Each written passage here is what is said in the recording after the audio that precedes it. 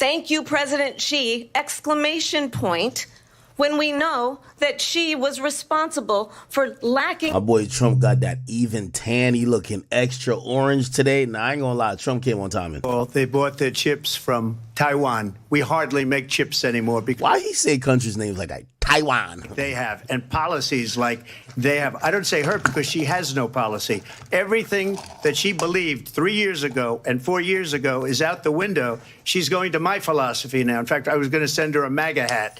She's gone to my philosophy. But if she ever got elected, she'd change it. And it will be the end of our country.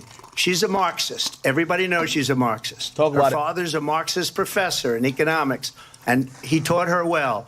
But when you look at what she's done to our country, and when you look at these millions and millions of people that are pouring into our country monthly, where it's, I believe, 21 million people, not the 15 that people say, and I think it's a lot higher than the 21. That's bigger than New York State pouring in. And just look at what they're doing to our country. They're criminals, many of these. Shout out to my Venezuelans, man. And that's bad for our economy, too. You know, you mentioned before, we'll talk about immigration later. Well, bad immigration is the worst thing that can happen to our economy. They have, and she has, destroyed our country with policy that's insane. Almost policy that you'd say they have to hate our country. President Trump, thank you. Lindsay? I want to turn to the issue of abortion. President Trump, you've often touted that you were able to kill Roe v. Wade. Last year, you said that you were proud to be the most pro-life president in American history.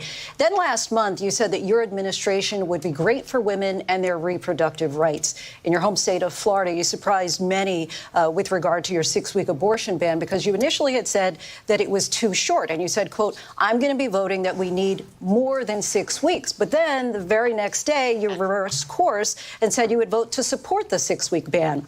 Vice President Harris says that women shouldn't trust you on the issue of abortion because you've changed your position so many times. Therefore, why should they trust you? Well, the reason I'm doing that vote is because the plan is, as you know, the vote is, they have abortion in the 9th month.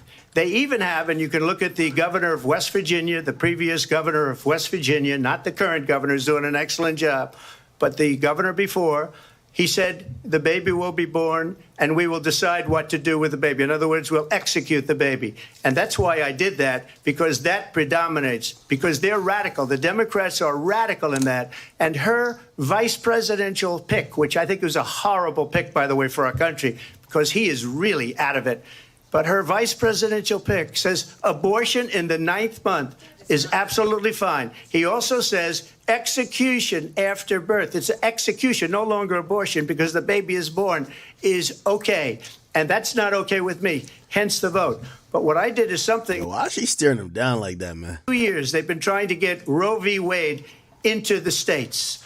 And through the genius and heart and strength of 6 Supreme Court justices, we were able to do that. Now, I believe in the exceptions for rape, incest, and life of the mother. I believe strongly in it. Ronald Reagan did also. 85% of Republicans do. Exceptions. Very important. But we were able to get it, and now states are voting on it. And for the first time, you're going to see, look, this is an issue that's torn our country apart for 52 years. Every legal scholar, every Democrat, every Republican, liberal, conservative, they all wanted this issue to be brought back to the states where the people could vote. And that's what happened. Now, Ohio, the vote was somewhat liberal. Kansas, the vote was somewhat liberal, much more liberal than people would have thought. But each individual state is voting. It's the vote of the people now. It's not tied up in the federal government. I did a great service in doing it. It took courage to do it. And the Supreme Court had great courage in doing it. And I give tremendous credit to those 6 justices. There is no state in this country where it is legal to kill a baby after it's born. Madam Vice President, I want to get your response to President Trump. Well, as I said, you're going to hear a bunch of lies, and that's not actually a surprising fact. Let's understand how we got here. Yo, she got the mannerisms like she took 2 shots of vodka, man. She probably off that Don Julio. The Supreme Court, with the intention that they would undo the protections of Roe v. Wade.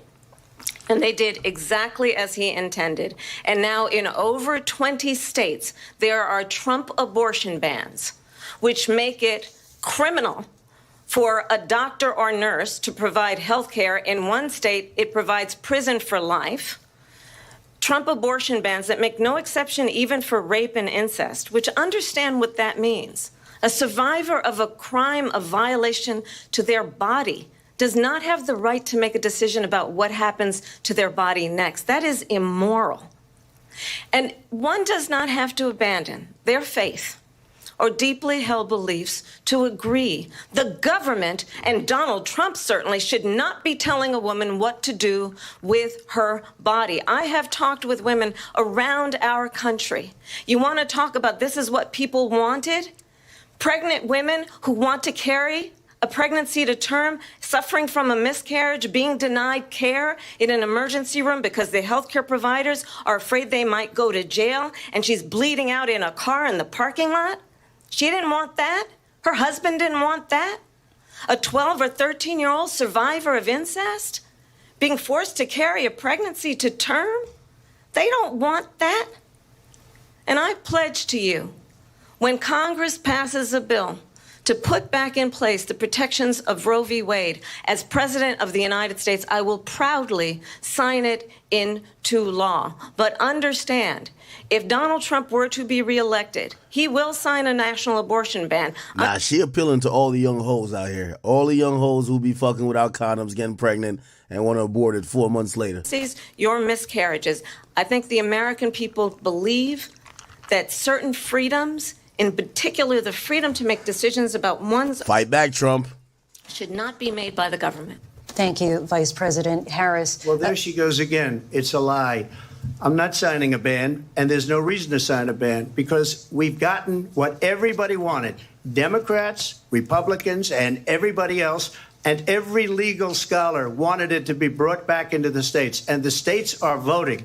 And it may take a little time, but for 52 years, this issue has torn our country apart. And they've wanted it back in the states. And I did something that nobody thought was possible.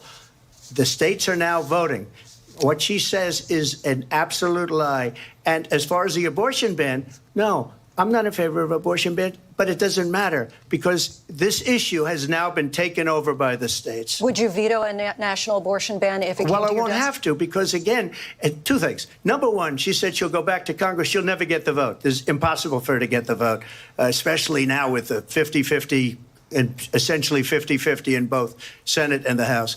She's not going to get the vote. She can't get the vote. She won't even come close to it. So it's just talk. You know what it reminds me of? When they said they're going to get student loans terminated, and it ended up being a total catastrophe. Oh, Trump about to snap on his own. Loans, and then her, I think probably her boss, if you call him a boss, he spends all his time on the beach. But look, her boss went out and said, we'll do it again. We'll do it a different way. And he went out, got rejected again by the Supreme Court. So all these students got taunted with this whole thing about this whole idea and how unfair that would have been. Part of the reason they lost to the millions and millions of people that had to pay off their student loans. They didn't get it for free. But they were saying it's the same way that they talked about that they talk about abortion. But if I could just get a yes or no, because your running mate, J.D. Vance, has said that you would veto it if it did come to your desk. Well, I didn't discuss it with J.D. In all fairness, J.D., and I don't mind if he has a certain view, but I think he was speaking for me, but I really didn't. Look, we don't have to discuss it because she'd never be able to get it, just like she couldn't get student loans. They couldn't get student loans. They didn't even come close to getting student loans. They taunted young people and a lot of other people that had loans. They can never get this approved. So it doesn't matter what she says about going to Congress. Well, wonderful. Let's go to Congress, do it. But the fact is that for years they wanted to get it out of Congress and out of the federal government. And we did something that everybody said couldn't be done. And now you have a vote of the people on abortion.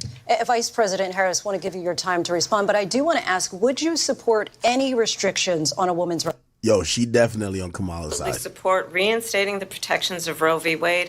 And as you rightly mentioned, nowhere in America is a woman carrying a pregnancy to term and asking for an abortion. That is not happening. It's insulting to the women of America. And understand what has been happening under Donald Trump's abortion bans. Couples who pray and dream of having a family are being denied IVF treatments. what is happening in our country. Working people, working women who are working 1 or 2 jobs, who can barely afford childcare as it is, have to travel to another state to get on a plane sitting next to strangers to go and get the health care she needs. Barely can afford to do it, and what you are putting her through is unconscionable. And the people of America have not, the majority of Americans believe in a woman's right to make decisions about her own body, and that is why in every state where this issue has been on the ballot, in red and blue states both, the people of America have voted for freedom. Vice President Harris, Excuse me, I have to respond. Another lie. It's another lie. I have been a leader on IVF, which is fertilization. The IVF, I have been a leader. In fact, when they got a very negative decision on IVF from the Alabama courts, I saw the people of Alabama and the legislature 2 days later voted it in. I've been a leader on it. They know that, and everybody else knows it. I have been a leader on fertilization, IVF.